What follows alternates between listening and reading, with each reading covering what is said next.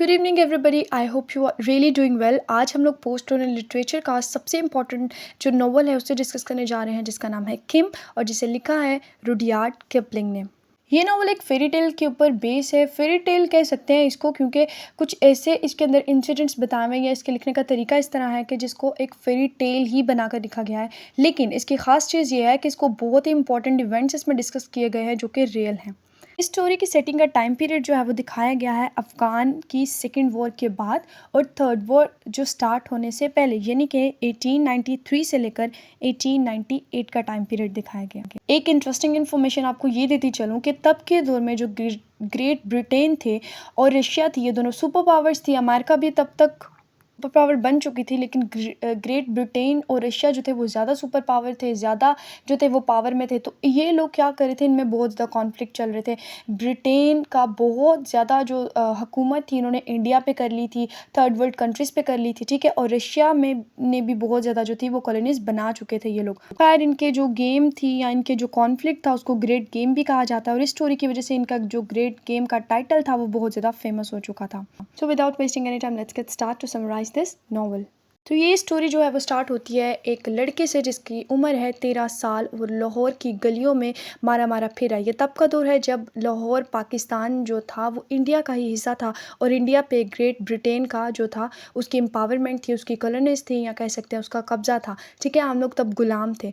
तो लाहौर जो थी तब इंडिया की सिटी थी और उस सिटी के अंदर एक लड़का था जिसका नाम था किम। वो 13 साल का है, उसके जो माँ बाप हैं वो मर चुके हैं और ये लड़का जो एक आयरिश बॉय है इंडिया में कैसे आया वो इस तरह कि इसका जो फादर था वो एक सोल्जर था क्वीन विक्टोरिया की आर्मी में और वो एक बहुत ही ज़्यादा ड्रंक किया करता था। वो बहुत ही ड्रंकेड पर्सन था जिसकी वजह से उसकी डेथ हो गई। इसकी माँ जो थी गुर्बत में गुजारा नहीं कर सकी तो भी मर गई। जब ये बहुत छोटा था तो इसके पेरेंट्स जो थे मर चुके थे। इसकी वजह से लाहौर की गलियों ने इसको अपना लिया और इसने लाहौर के कल्चर को अपना लिया।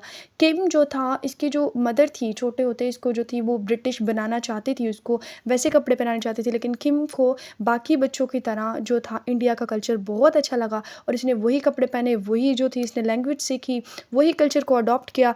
तो अब ये अपनी लैंग्वेज से, कल्चर से, हुलिये से बिल्कुल नहीं लगता था कि ये एक आयरिश बॉय है, ठीक है। इसके गले में एक लॉकेट है और इस लॉकेट में कुछ डॉक्यूमेंट्स हैं जिससे पता चलता है कि इसके जो फादर हैं वो एक सोल्जर हैं और उसको इस चीज़ का कोई आइडिया नहीं है। इसके फादर ने एक प्रोफेसी की थी कि तुम्हें कुछ लोग जो है 2 ऑफिसर्स या 2 जो मॉन्क हैं वो आएंगे और तुम एक रेड बुल का साइन देखोगे तो वो तुम्हें बताएंगे कि तुम्हारी आइडेंटिटी क्या है। ये बच्चा जो है वो काम करता है महबूब अली के लिए जो कि घोड़ों का ताजिर है और ये ब्रिटेन के लिए एक स्पाई का काम करता है। ये लड़का बहुत ही ज़्यादा चालाक है, चालाक से हम लोग कह सकते हैं इंटेलिजेंट है, बहुत ही चीज़ों को जल्दी सीख लेता है। इसका कोई खासा घर ठिकाना नहीं है, मैंने बताया इसके पेरेंट्स नहीं है। ये अफीम एक ड्रग का नाम है, उसका ये एडिक्टेड है। 13 साल का बच्चा है और उस चीज़ का एडिक्टेड है क्योंकि इसका फादर भी मैंने आपको बताया वो भी बहुत ज़्यादा ड्रंक किया करता था, बहुत ही चीज़ों का एडिक्टेड था वो। खैर, ये महबूब अली के लिए छोटे मोटे काम करता है और पैगामात इधर से उधर भेजता है। इसको बहुत शौक है कि ये ब्रिटेन के लिए जो है वो एक स्पाई का काम करे।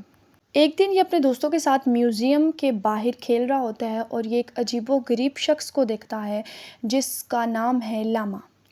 उसे लामा के कपड़े, लामा की इनोसेंस और लामा का बिहेवियर जो है वो बहुत ही ज़्यादा इनोसेंस लगता है, बहुत ही ज़्यादा स्ट्रेंज लगता है बाकी सबसे। और लामा उसके जिस म्यूज़ियम के बाहर वो खेल रहा होता है ना, उसके म्यूज़ियम के अंदर जाकर उस म्यूज़ियम के ऑनर से पूछता है कि रिवर ऑफ एरो कहाँ है। ये लामा तिब्बत के पहाड़ों से आया हुआ है, ठीक है। और वहाँ पे एक मास्टर था कि जो कि बहुत से शागिर्दों को जो था वो तैयार करता था, लेकिन यहाँ पर वो एक रिवर ऑफ एरो ढूंढने आया हुआ है। ये रिवर ऑफ एरो क्या है? रिवर ऑफ एरो का जितना भी नज़रिया है, जो भी स्टोरी है वो सारी की सारी बुद्धिज़्म से जुड़ी हुई है। बुद्धिज़्म के जो लोग हैं वो बुद्धा को मानते हैं जो कि रूह और सच्चाई की बात किया करता था और कहते हैं कि एक दिन जब बुद्धा बैठे हुए थे तो उन्होंने एक दिन एक एरो को लेकर आसमान की तरफ फेंका था और जब वो आसमान की तरफ से वापस आया था ना एरो, तो एक ज़मीन पे जाके गिर गया और वहाँ पे रिवर ऑफ एरो जो था, यानी वहाँ पे एक रिवर बन गया। और उस रिवर में कहते हैं कि जो लोग भी नहाते हैं उनके सारे गुनाह माफ़ हो जाते हैं और उनकी रूह जो है वो पाक हो जाती है और वो अमर हो जाते हैं। तो हमारे जो लामा साहब हैं वो ये रिवर ढूंढने की तलाश कर रहे हैं। इन्होंने अपने इलाके में तो बहुत ढूंढा लेकिन इनको पता चला कि ये साउथ के इलाकों में हमें मिलेगा, तो ये वहाँ पे सर्च करने के लिए आ जाते हैं। अब किम जब से ये बातें सुनता है ना, तो बहुत ही ज़्यादा इंटरेस्टेड हो जाता है इन सारी चीज़ों में, क्योंकि उसको एडवेंचर्स जो होते हैं ना वो बहुत पसंद होते हैं। तो वो कहते हैं कि आप मुझे अपना चेला बना लो, तो मैं आपके साथ जाऊँगा रिवर ऑफ फ़ैरो को ढूँढने के लिए। वो दोनों तैयार हो जाते हैं और बनारस की तरफ चल पड़ते हैं, लेकिन महबूब अली को मिल जाता है जाने से पहले, और महबूब अली इसको कहता है कि तुम अगर जा रहे हो ना बनारस वाली साइड पे, तो वहाँ पे मेरे एक फ्रेंड है जिनका नाम है केरेटन, कर्नल केरेटन। तो आप उसको जाके मिलना और उसको एक मैसेज मेरा कन्वे कर देना। तो जो हमारा किम होता है वो पहले ही बड़ा ज़्यादा इंटरेस्टेड होता है, तो वो कहते हैं ठीक है, तुम मुझे जो है वो मैसेज दे दो। और वो मैसेज ये होता है कि हर बार की तरह जो जंग है वो नॉर्थ में होगी। तो किम और लामा का सफ़र स्टार्ट हो जाता है। किम पहली बार लामा को ट्रेन में सफ़र कराता है। ये लामा का जो है फर्स्ट एक्सपीरियंस होता है। वहाँ पे हर तरह के इंडियन के कल्चर को दिखाया गया है। हर तरह के लोग वहाँ पर होते हैं। उसमें एक औरत भी होती है जो कि लामा से बहुत इम्प्रेस होती है, क्योंकि वो इसके मज़हब को मानती है, उसकी बातों को जो है उसको समझ आती है। तो वो उसको कहती है कि अगर आप बनारस में जा रहे हैं, उसका नाम होता है कुल्लू वुमन। अच्छा जी, वापस अगर आप बनारस में जा रहे हैं तो आप मेरे घर रुक जाइएगा, वहाँ पे मैं आपकी खिदमत करूँगी और आप लोग वहाँ पे जितने दिन चाहे रुक सकते हैं। ये लोग बात इनको अच्छी लगती है और वो कहते हैं ठीक है। ये लोग वहाँ जाते हैं, वहाँ जाके थोड़े दिन रुकते हैं। और किम जो है वो लामा को वहीं पे छोड़ के चुपते-चुपाते, लामा को बताता नहीं है, और जो उसका मैसेज है महबूब अली का वो कन्वे कर देता है, ठीक है, कर्नल को। करके वो वापस आ जाता है, और इस तरह लामा और हमारा जो किम है वो ग्रैंड ट्रंक रोड पर जो है अपना सफ़र जारी रखते हैं रिवर ऑफ एरो को तलाश करने के लिए।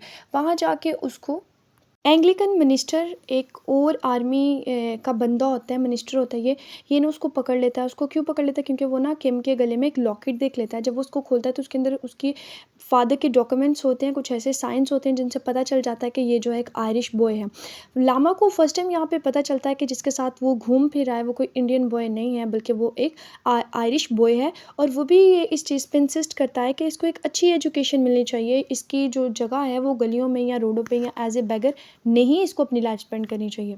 ये वो लम्हा होता है जब जो किम है वो लामा से सेपरेट हो जाता है, क्योंकि जो हमारे मिनिस्टर हैं वो उसको कहता है कि मैं तुम्हें सेंट जेवियर स्कूल भेज रहा हूँ जहाँ पे तुम्हारी अच्छी परवरिश होगी। किम को ये सब कुछ अच्छा नहीं लगता, पर फोर्सफुली उसको जो है वो भेजा जाता है, और वहाँ पे जाके किम जो है वो 1 साल गुजारता है। वहाँ पे जाके वो महबूब अली को लेटर्स लिखता है काफ़ी ज़्यादा, और वो कहता है please please please rescue me from there, मुझे यहाँ से रेस्क्यू कर लो। महबूब अली जो है वो उसको समझाता है, बताता है, उसको कहता है कि तुम्हारे लिए सबसे अच्छी जगह है, और उसको एक और चीज़ बताता है कि अब वो तुम्हें लखनऊ भेजने लगे हैं और लखनऊ में तुम्हारा दिल लग जाएगा। खैर सेंट ज़ेवियर के बाद उसको लखनऊ भेज दिया जाता है, और वहाँ पे जाके उसकी ट्रेनिंग होती है एज ए स्पाई। जो किम है वो जो चाहता है वो बन रहा होता है, ठीक है, और उसे पता चल जाता है जो कि ग्रेट ब्रिटेन है वो मुझे अपने लिए स्पाई के तौर पर इस्तेमाल करना चाहती है। जब वो वहाँ पे अपनी ट्रेनिंग मुकम्मल कर रहा होता है तो अब वो एक बच्चा नहीं रहा, बल्कि 17 साल का एक जो है वो नौजवान बन चुका है, ठीक है। तमाम सालों में अभी तक वो लामा को भूला नहीं है, और लामा को भी दूसरी साइड पे अभी तक रिवर ऑफ एरो नहीं मिला। खैर इसकी ट्रेनिंग हो जाती है, ये 17 साल का हो जाता है। इसको स्कूल से जो है वो कॉलेज से फारिग करा दिया जाता है। ये ब्रिटेन के लिए कुछ काम करता है, और इसके बाद इसके जो कर्नल हैं वो इसको बताते हैं कि अब तुम फिर से अपनी ड्यूटी ज्वाइन करने से पहले तुम जो है 6 माह की छुट्टी ले लो, और तुम जो है हिमालय के पहाड़ों में जाओ, और वहाँ जाकर है तुम लाइफ का जो रियल मकसद है या मतलब है उसे ढूंढो। तो ये हिमालय जाने से पहले जो है लामा को ढूंढता है, लामा को बताता है कि हमें जो है हिमालय जाना होगा, जो कि नॉर्थ वाली साइड पे है, और मुझे लगता है कि आपको रिवर ऑफ एरो भी वहाँ पे ही मिलेगा। जब ये वहाँ जाता है तो वहाँ इसको एक बंदा मिलता है जो कि इसके साथ लाहौर की गलियों में हुआ करता था, और उसका नाम है बाबू, जो कि अभी एक हकीम बन चुका हुआ था। बड़ा हैरान होता है, उसको पूछता है कि क्या तुम बाबू हो? तो उसको बताता है हाँ, लेकिन यहाँ पे मैं ग्रेट ब्रिटेन के तौर पर आया हूँ उनकी कुछ इन्फॉर्मेशन लेने, क्योंकि यहाँ पे मैंने कुछ रशियन दोस्त सोल्जर्स हैं उनको देखा है, और वो लोग जो हैं हमारी ब्रिटेन के खिलाफ कुछ जो है वो चाल चल रहे हैं, साजिश कर रहे हैं, इसलिए तुम्हें भी यहाँ पे भेजा गया है। उसको ये समझ आ जाती है बात, वो जो है बाबू के साथ मिल के उन दोनों जो रशियन है उनके पास जाते हैं। लामा भी इनके साथ होता है। जो दोनों रशियन सोल्जर होते हैं वो बहुत बदतमीज होते हैं। वो ना लामा से जो रिवर ऑफ एरो का सारा नक्शा होता है ना वो खींच रहे होते हैं, छीन रहे होते हैं, लेकिन वो नक्शा रिवर ऑफ एरो का होता है या सिर्फ कोई एक होली ड्राइंग होती है, ठीक है। वो उसे खींच रहे होते हैं। लामा जब मना कर देते तो वो लामा के मुंह पे थप्पड़ मारता है, जिसकी वजह से कौन मारता है? रशियन जो सोल्जर होता है वो थप्पड़ मारता है, जिसकी वजह से जो किम है वो बताता है सब लोगों को कि इसने जो है लामा पे हाथ उठाया, जो कि एक होली पर्सन है, एक प्रीस्ट है, एक मोंक है, जिसकी वजह से सब लोग जो हैं दोनों रशियन सोल्जर को मारते हैं, वहाँ से भगाने की कोशिश करते हैं। हकीम बनकर जो बाबू है वो दोनों रशियन सोल्जर्स की मदद करता है, नाटक करता है, वहाँ पर ड्रामा करता है और उनको कहता है कि चलो मैं तुम लोगों को यहाँ से बाहर निकाल दूँगा। वो उन दोनों को जो है वो हिमालय के पहाड़ों से बाहर निकाल देता है, उन्हें जो है वो वहाँ से भगा देता है। लेकिन उनका एक चीज़ पीछे रह जाती है, वो है उनका लगेज, जिसके अंदर बहुत ही ज़्यादा मैसेजेस होते हैं, वो सीक्रेट मैसेजेस होते हैं जो कि ब्रिटेन के खिलाफ होते हैं, ब्रिटिश के खिलाफ होते हैं। किम की तो जैसे लॉटरी लग गई। इस खुशी के बाद 2 सैड इंसिडेंट होते हैं।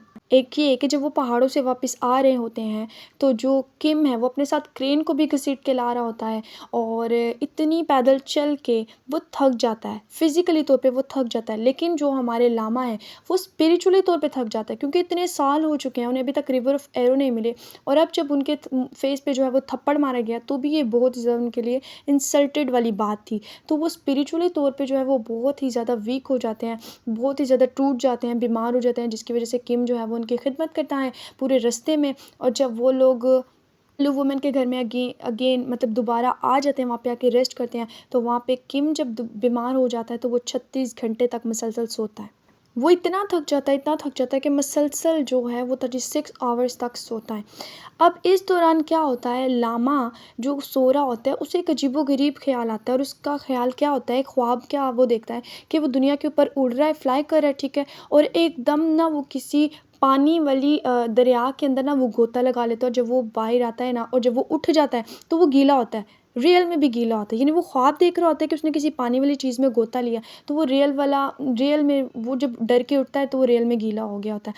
तो उसको यहाँ पे पता चल जाता है कि हकीकत में मेरे अंदर ही मुझे रिवर ऑफ एरो मिल गया है। उसी साइड पे जो हमारे किम है, जब वो 36 घंटे बाद उठते हैं तो उसे पता चलता है कि जो बाबू है वो सारे लेटर्स और वो सारा कुछ लेके ब्रिटेन को दे चुका है, उसका काम मुकम्मल हो चुका है और जो लामा है उसको भी रिवर ऑफ एरो मिल चुका है और अब इसको भी अपनी हकीकत पता चल चुकी है कि मैं अब क्या हूँ।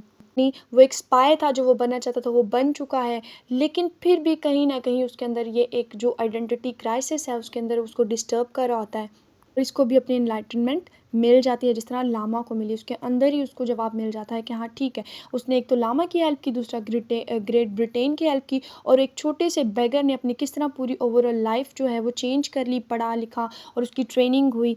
तो ये सब कुछ उसको मिल जाता है और उसको पता चल जाता है कि वो आखिर असल में है क्या, उसकी आइडेंटिटी है क्या। यहाँ पे हमारा नॉवल जो है वो ख़त्म हो जाता है। नॉवल के एंड पे ये नहीं बताया हुआ है कि किम का क्या होता है, वो कहाँ जाता है, क्या नहीं जाता, क्योंकि अब उसके पास चॉइस है। वो चाहे तो स्पाई बन सकता है, चाहे तो वो लामा के साथ रह सकता है या चाहे तो वो अपनी ज़िंदगी को आगे किसी भी तरीके से कंटिन्यू कर सकता है। और अब बारी है इनके थीम्स की, तो चलिए इनके थीम्स देख लेते हैं। तो सबसे पहला हमारे पास थीम आ जाता है डेस्टिनी एंड फेट, कि किस तरह जो थी एक छोटे से बच्चा जो कि आयरिश बॉय था, पहले तो उसकी किस्मत ने उसको कहाँ ला के खड़ा कर दिया, लाहौर की गलियों में, स्लम्स में, जहाँ पे वो बेगर बन गया और किस तरह उसकी फेट ने जो थी उसके अंदर की एनलाइटनमेंट उसको दिखा दी, ठीक है। और फिर हम लोग लामा की भी किस्मत देखते हैं कि किस तरह उसने सारी दुनिया छान मारी, लेकिन इन द लास्ट उसको पता चलता है कि उसकी जो किस्मत है वो किम के साथ ही उसको पता चलेगा कि रिवर ऑफ एरो क्या है, ठीक है। डेस्टिनी की बात की हुई है, फेट की बात की हुई है कि कितनी उसकी किस्मत अच्छी है, वरना और भी तो वहाँ पे बहुत से लोग थे, लेकिन हाल ही किम ही जो था वो लामा के साथ चला। अच्छा जी, और किस तरह उसने जो था एक अच्छी तालीम भी हासिल कर ली और इन द लास्ट उसको पता भी चल गया कि वो क्या है, उसकी आइडेंटिटी। उसके बाद है पीस और एनलाइटनमेंट, कि किस तरह ये जो नॉवल है वो पीस का थीम देता है हमें, एनलाइटनमेंट का थीम देता है। और इसके बाद पैरानॉय एंड ट्रस्ट की बात करता है। पैरानॉय का मतलब होता है ये कैसी फीलिंग होती है, कैसी थिंकिंग होती है जिसमें आपको ऐसा लग रहा होता है कि आप किसी और से ना आप धमकाए जा रहे हैं, मतलब कोई और आपको किसी भी तरीके से धमका रहा है और डरा रहा है और अपने अंडर कर रहा है, ठीक है। जो कि इन अदर वर्ड्स ब्रिटेन भी तब करी थी, रशिया भी करी थी, और अगर हम लोग देखें तो लामा के साथ भी कुछ ऐसा ही हुआ। और जो किम था, किम को भी जो थे सेंट जेवियर वाले लोग और जो थे कर्नल थे, वो लोग सारे जो थे इनको अपने अंडर ही तो कर रहे थे, ठीक है। और ट्रस्ट की बात दिखाई हुई है इस नावल के अंदर। इसके बाद लॉयल्टी, किम की जो कि ब्रिटेन की तरफ थी और किम की जो थी वो लामा की तरफ थी। इसके बाद रेस दिखाई हुई है कि किस किस तरह के ट्रेन में लोग भी थे और लामा की रेस क्या थी और किम की रेस क्या थी। बेशक उसका कलर वाइट था, लेकिन उसने किस तरीके से जो थे इस डिफरेंट को कम कर दिया था, ओवरकम कर लिया था इस चीज़ को।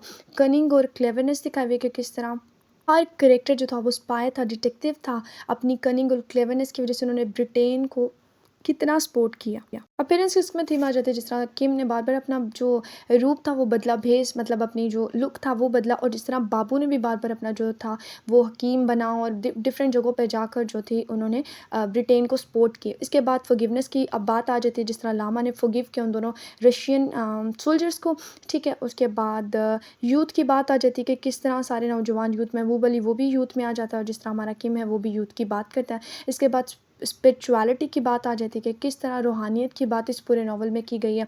और इसके बाद जो मेन इम्पॉर्टेंट थीम है पूरे नावल का वो है इम्पीरियलिज्म। इम्पीरियलिज्म एक ऐसी पॉलिसी है कि जब आप किसी और मुल्क के ऊपर आके उन्हें सब्जुकेट करते हैं, डिपेंडेंट लोगों के ऊपर, डिपेंडेंट किसी एरिया के ऊपर उन्हें सब्जुकेट करते हैं और ख़ुद की इकोनॉमी को सपोर्ट करते हैं और उन लोगों को जो है सप्रेस किया जाता है। तो ये इम्पीरियलिज्म का सबसे मेन चीज़ दिखाई थी तब के दौर की, जब जो ब्रिटेन थी वो इंडिया में आई थी, ठीक है, और इंडिया पे रूल करती थी।